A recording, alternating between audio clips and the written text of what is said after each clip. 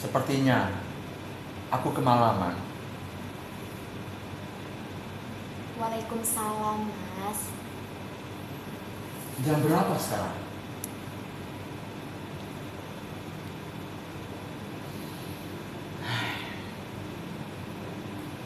Aku kemalaman. Maafkan aku, Is. Apa kamu menunggu? Kamu pasti belum makan, kan? Sepertinya masakanku sudah mulai dingin, Mas. Benar. Aku memikirkan masakanmu sepanjang jalan pulang. Aku sangat lapar dan aku mengkhawatirkanmu. Masak apa kamu hari ini? Sayur menir daun kelor, sambal tomat, sama ikan nila goreng. Nasinya aku cuma masak dikit, Mas.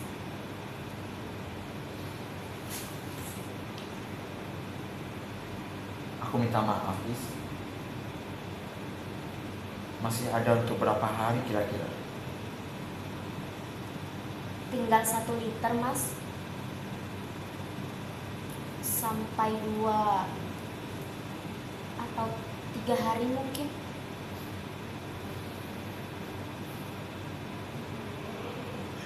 Aku sangat memalukan ya, Is. Ini Terima kasih, Is. Ini sayurnya, Mas.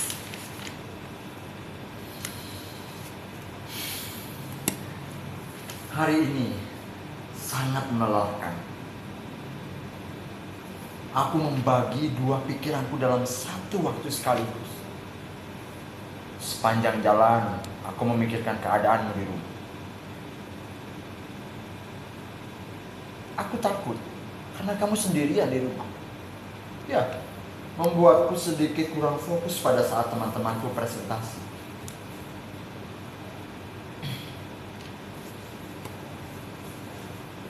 Aku minta maaf meninggalkanmu sendirian. Karena aku sadar bahwa ini harus benar-benar dikerjakan. Masa depan daerah ini harus kuubah dengan teman-temanku. Pemimpin kita tidak mau mengakui kegagalannya. Strateginya adalah memutus jaringannya dan mengambil alih pada periode selanjutnya.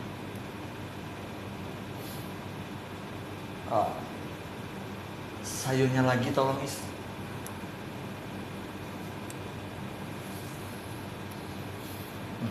Strategi orang Surabaya itu sangat efektif bagiku. Makanlah dulu, Mas. Kita bisa berbincang setelah makan, kukira. Ada beberapa hal penting juga yang harus kubicarakan padamu. Tapi nanti, setelah makan. Ya. Aku hanya berpikir sebuah kesalahan meninggalkanmu sendirian di rumah. Andai saja aku punya kendaraan sendiri, pasti kamu bisa ikut tadi. Aku bayangkan jika kita mempunyai kendaraan sendiri, kamu ikut bersamaku, dan pemikiranmu pasti sangat membantuku untuk menyusun strategi ini. Sayangnya, kenyataan tidak seperti itu. Tidak perlu buru-buru mengutuk diri, Mas. Kita harus bersyukur sampai sekarang masih diberi kesehatan. Kamu benar. Aku melupakan hal itu.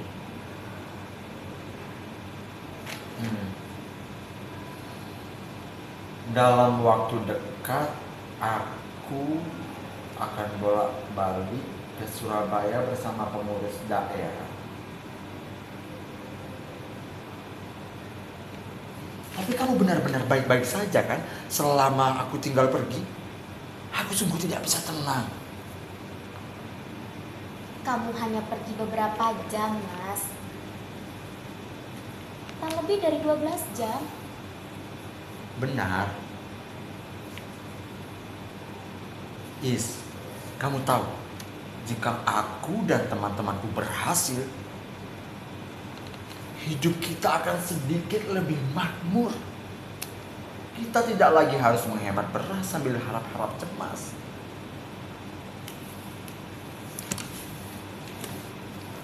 Bukan maksudku seperti itu, Tapi aku benar-benar khawatir. Aku menjadi kalap sendiri memikirkan ini. Dan juga, entah kenapa, bayang-bayang wajah Akmal Salim berputar di kepalaku. Aku merasa sangat. Kebetulan, Mas. Kamu membahas Akmal Salim. Tadi dia kesini. Itu bukan lelucon yang bagus, Kamu sedang bergurau, kan? Aku minta maaf karena aku pulang kemalaman dan tidak membawa apapun. Sedangkan kamu di rumah kebingungan karena kehabisan beras. Aku tahu, aku salah. Tapi lelucon seperti itu tidaklah cocok menurutku untuk saat ini. Apa yang kamu pikirkan, Mas? Tadi Akmal Salim kesini menanyakan, musim ini kita akan menyewa sawahnya lagi atau tidak? Kamu menolaknya, kan? Iya, jika kamu memahamiku, kamu pasti menolaknya. Lagi pula, kita harus belajar dari pengalaman, Bagaimana aku menolak, Mas? Tentu aku mengiyakan, karena aku memahamimu. Aku sudah memberikan uang muka dari tabunganku sendiri, dan sisanya bisa kita bayar saat panen. Kamu tidak perlu khawatir. Tapi kamu kan bisa menungguku pulang untuk membicarakan ini.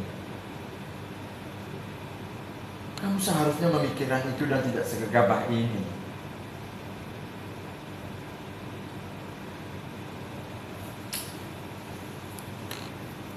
Kita seharusnya membicarakannya dulu, kan, Seingatku kita selalu membicarakan semua hal untuk memutuskan sesuatu. Kenapa hal ini lain? Akmal Salim memberi sedikit waktu, hanya sampai besok. Jika kita tidak mengambilnya, akan ia sewakan ke orang lain. Begini, jika aku menunggumu, lalu kamu setuju misalnya, kita harus pergi ke desa Warukedinding dulu, ke rumah Akmal Salim. Terlalu jauh untuk kita yang tidak punya kendaraan, Mas. Bisa-bisa saat kita sampai di sana, sawah itu sudah disewakan ke orang lain. Lagi pula, harga yang ditawarkannya jauh di bawah harga pasaran. Itu adalah cara licik Akmal Salim untuk membujukmu, Maka Akmal Salim berhasil, dan kita juga mendapat keuntungan. Pengeluaran kita jadi tidak membengkak. Ini bukan masalah untung rugi. Aku ingin kamu membatalkan itu semua. Tidak ada lagi yang harus kita lakukan dengan sawah. Tapi aku sudah memberikan uang muka. Ya, lebih baik kita kehilangan sedikit uang itu daripada harus melanjutkannya. Kenapa, aku tanya? Apa yang bisa diharapkan dari pertanyaan? Maksudku apa? Daripada tidak ada yang bisa diharapkan, Mas. Dengan bertani, setidaknya selama 3 bulan ke depan, ada sesuatu yang kita harapkan. Kamu juga tahu, kan, organisasimu itu nirlaba. Aku memaklumi itu, dan aku memahamimu dengan mengambil keputusan ini. Baik, kujelaskan padamu. Sampai mana kita bisa menjamin keberhasilan dari bertani? Tidak ada jaminan jika kita tidak melakukannya. Sudah berapa tahun kita bertani? Dan itulah jawabannya. Kita hanya perlu melakukan, menanam, merawatnya lalu panen. Sudah kamu perhitungkan bagaimana faktor-faktor lainnya? Seperti hama dan lainnya sebagainya. Itu adalah hal yang tak terduga, Mas. Untuk hal-hal yang tak terduga ini, kita hanya bisa waspada, mengamati perkembangannya, bukan malah. Maka memilih tidak bertani adalah bentuk kewaspadaan, kan?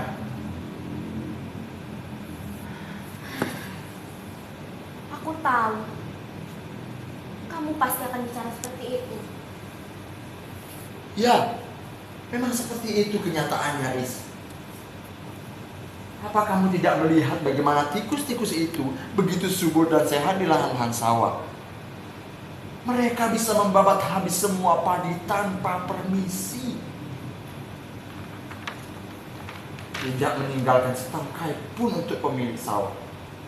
Tidak setangkai pun.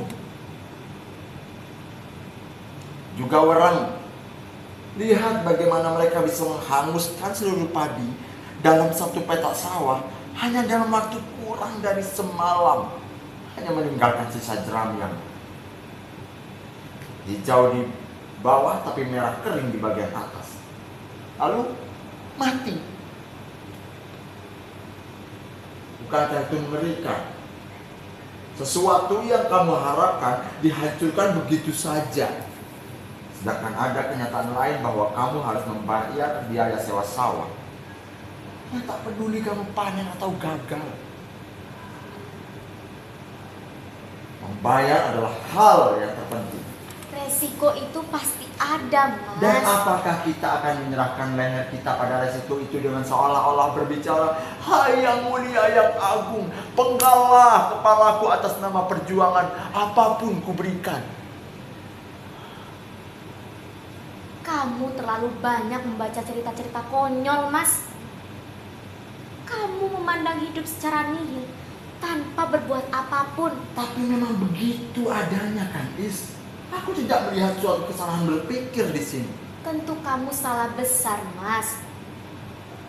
Aku benar-benar tidak bisa memahamimu saat ini. Baik, akan kujelaskan lagi agar kamu merasa paham. Ekosistem niaga pertanian selalu merugikan para petani.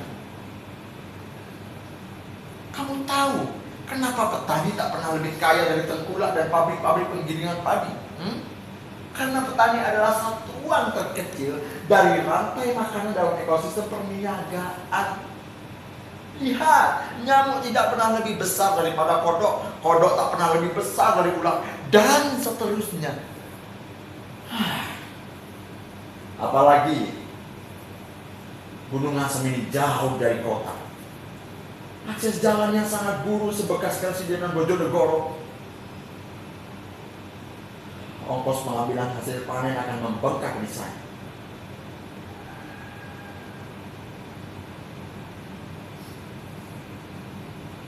Ya, teruskan. Dan ingat, Is, bahwa Gunung Asem juga daerah yang serba tangguh, bukan pegunungan, bukan juga daerah berair yang cenderung makmur. Di sini hanya dataran yang sedikit lebih tinggi dari daerah lain. Bahkan di awal musim kemarau, kita sudah kekeringan. Lalu apa solusimu, Mas? Setidaknya agar aku tidak memintamu untuk belanja beras dengan tetap tidak menyakiti hatimu. Sabarlah sedikit sampai aku berhasil. Apa yang mereka janjikan? Aku akan dicalonkan menjadi anggota dewan. Dan kamu percaya itu? Kamu tidak percaya dengan hasil bertani yang sudah nyata kita lakukan selama bertahun-tahun. Dan lebih memilih percaya pada janji itu. Sebagai calon, apa yang bisa diharapkan dari calon, kutanya? Aku tidak berharap kamu benar-benar sedang menghina sesuatu yang kuperjuangkan, Is. Aku tidak menghinamu, Mas. Tapi cobalah berpikir lebih jauh. Kamu tidak memiliki pekerjaan lain. Aku akan mencari pekerjaan. Di saat seperti ini, di saat yang bahkan untuk keluar rumah saja kita diselimuti kecemasan ini. Lihat berapa orang di Gunung Asem yang dirumahkan dari tempat kerjanya. Ya, aku akan mencari pekerjaan. Aku sudah memberikan jalan untuk ke sana, Mas. Dengan mengambil keputusan ini, aku berharap tidak terlalu membuatmu berpikir keras. Pun, jika nanti kamu akan sibuk dengan organisasimu itu, aku yang akan mengurusnya. Kamu tidak perlu repot-repot seperti itu, Is. Aku masih mampu menafkahimu. Aku akan berusaha mencari pekerjaan lain, dan jangan lanjutkan mengurus sawah itu.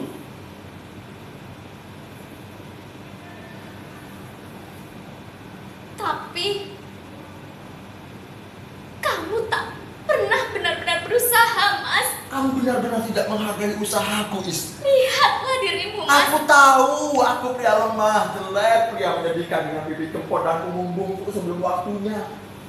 Tapi jangan menghina aku dengan menganggap aku tidak berusaha dan membiarkan istriku terlantar, Is. Aku tidak menghinamu. Aku hanya berusaha membuatmu sadar bahwa yang kamu lakukan itu sia-sia. Sia-sia. Kamu hanya diberikan janji, Mas. Kenapa kamu tidak juga sadar? Mereka memeras tenagamu dengan menjanjikan kedudukan bagimu. Itu pasti hanya bualan, Mas. Aku sudah didaftarkan. Kamu hanya digunakan untuk memenuhi kuota yang harus diajukan. Kau tahu, setelah mendaftarkanmu, mereka akan menyuruhmu bergerak dengan seakan-akan bergandengan denganmu. Sebelum akhirnya kamu akan disingkirkan. Sementara mereka mendapat keuntungan dari kerja kerasmu. Kamu bahkan tidak pernah terlibat dalam urusan politik. Tapi kamu bicara seakan paham betul apa yang ada di dalamnya. Begitulah, Mas. Kamu itu hanya boneka mereka. Sadar. Jangan sekali-sekali berbicara seperti itu.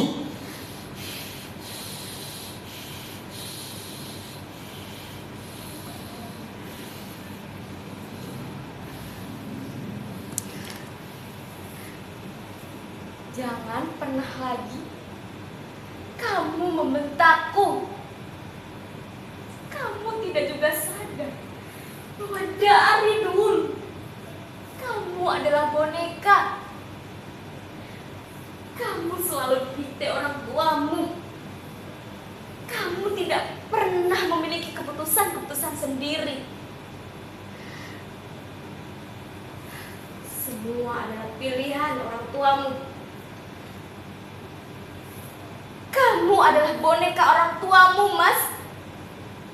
Sampai sekarang kamu selalu dijadikan boneka oleh orang lain. Berani juga kamu menghina orang tuaku. Kamu hanya bisa menurut dengan alasan sam'an wa ta'atan. Kamu Jancok.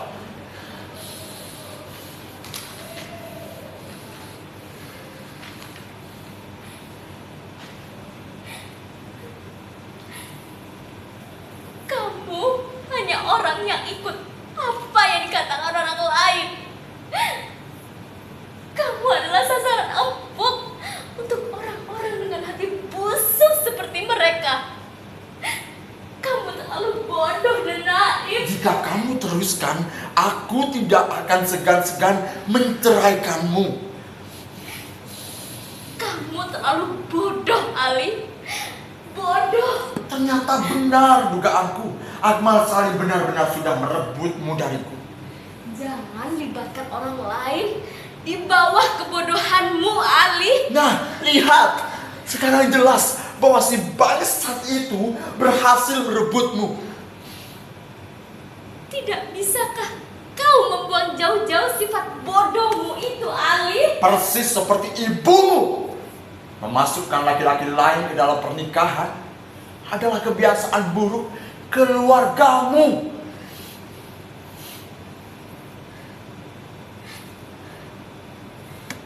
Apa? Aku menceraikanmu. Dasar jalan.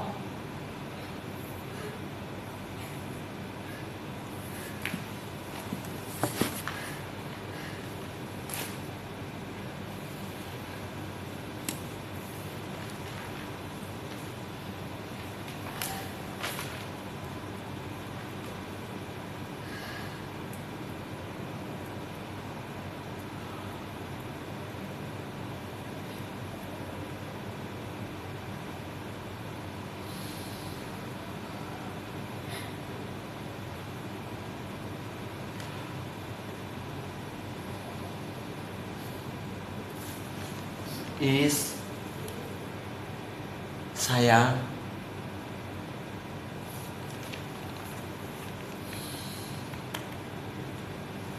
janganlah seperti itu.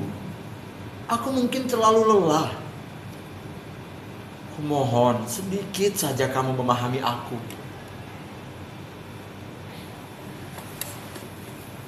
Memahamimu? Kamu selalu memintaku untuk memahamimu, Mas. Kau ingat, aku merelakan gelarku. Aku memutuskan meninggalkan mimpiku menjadi arsitek karena kamu memintanya. Kamu lebih memilih agar kita hidup di desa karena orang tuamu. Kurang apa lagi aku memahamimu, Mas? Baiklah, aku minta maaf. Kita urai kesalahpahaman ini bersama ya.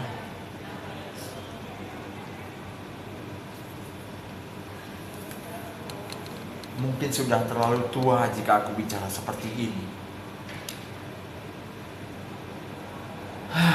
Tapi memang inilah yang aku rasakan.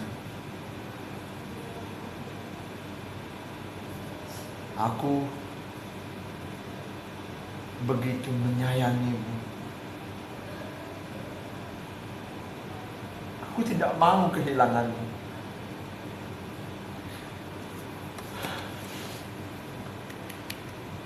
Aku berpikir Akmal Salim masuk terlalu jauh ke dalam hidup kita.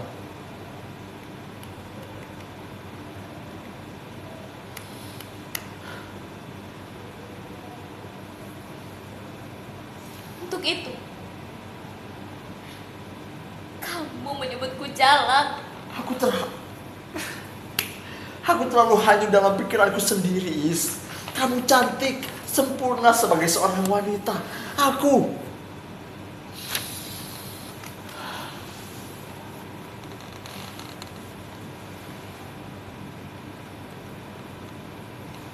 Lihatlah aku. Ngaten saja tidak bisa. Sebagaimana yang selalu kamu katakan, aku tetap takut kamu tidak merasa puas. Kamu salah soal cerita-cerita konyol. Itulah kebenarannya. Aku bahkan tidak mampu mencukupi kebutuhanmu yang paling purba itu.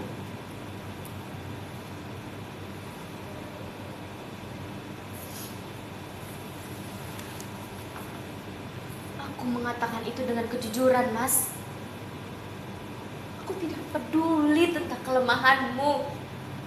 Tidak pernah aku diajarkan untuk berpaling hanya karena hal semacam itu. Aku hanya ingin agar kita hidup lebih baik. Tapi itu tidak mengubah keadaan bahwa Akmal Salim sangat mengganggu bagiku.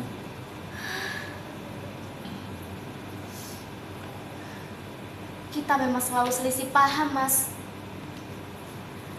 Sudahlah, sudah malam. Aku tidak ingin lagi berdebat denganmu.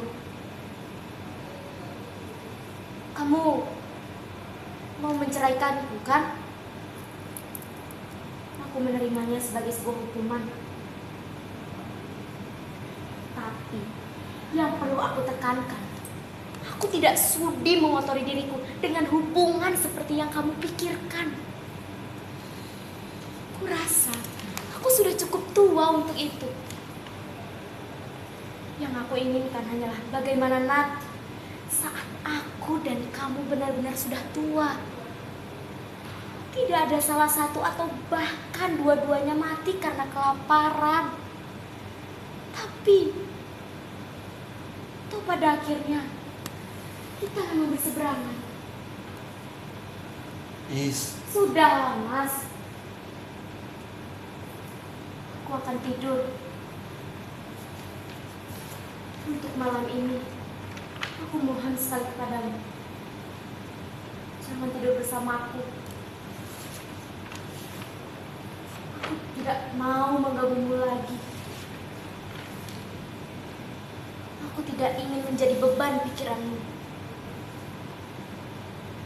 Besok, pagi-pagi, aku akan pergi.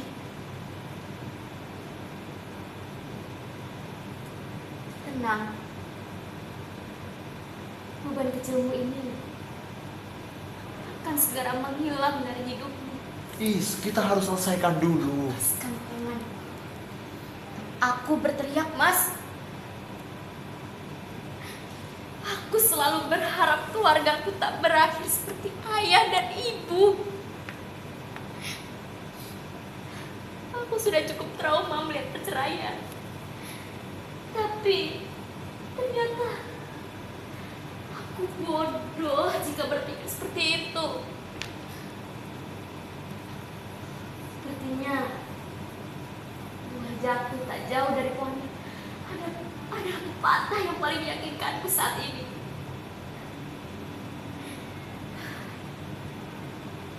Aku tidak pernah menyesal menikah denganmu.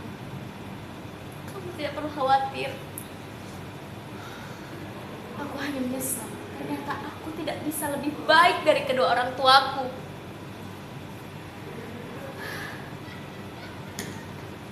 Tidurlah yang nyenyak, Mas. Tak perlu pikir terlalu dalam.